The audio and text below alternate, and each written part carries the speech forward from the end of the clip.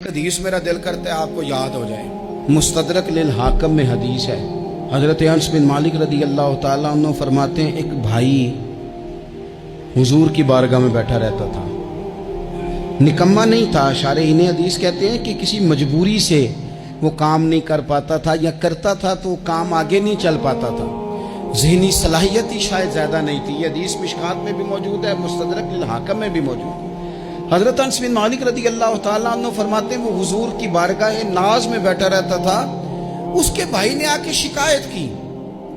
یا رسول اللہ صلی اللہ تعالیٰ علیہ وسلم، یہ کوئی کام ہی نہیں کرتا، کوئی محنت نہیں کرتا، کوئی جدوجہد نہیں کرتا، آگے نہیں بڑھتا،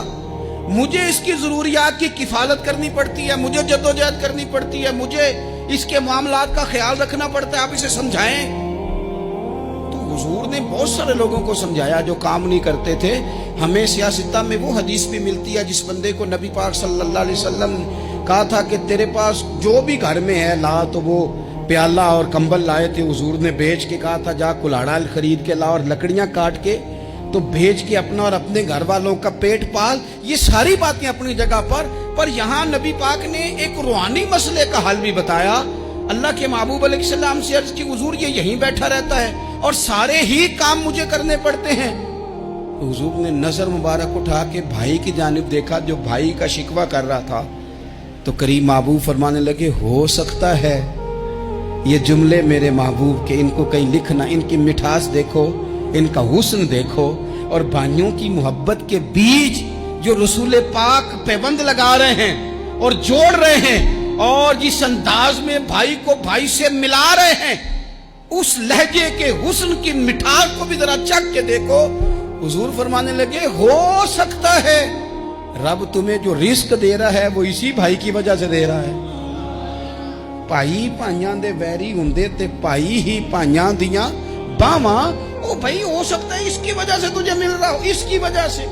وہ دروازے نہ بند کریں جن دروازوں کی برکت سے روزی آتی ہے، کبھی بھی وہ کام نہ کریں جن کاموں کی اگر آپ کو کل تک برکت تھی، کل تک کام ٹھیک چل رہا تھا، کل تک نظام بہتر تھا، اور آج آپ کو محسوس ہوتا ہے کہ کہیں کمزوری آ گئی ہے، کہیں حالات اس طرح کے نہیں رہے، تو پھر آپ غور کریں کہ ایسا تو نہیں کسی غریب کا آپ کے گھر سے رزق جاتا تھا اور آپ نے بند کر دیا، کسی کی مدد ہوتی تھی آپ نے بند کر دی، کسی کے ساتھ شفقت ہوتی تھی آپ نے بند کر دی، کوئی شخص آپ کی وجہ سے تسلی میں تھا اور پھر آپ نے اسے تکلیف میں ڈال دیا۔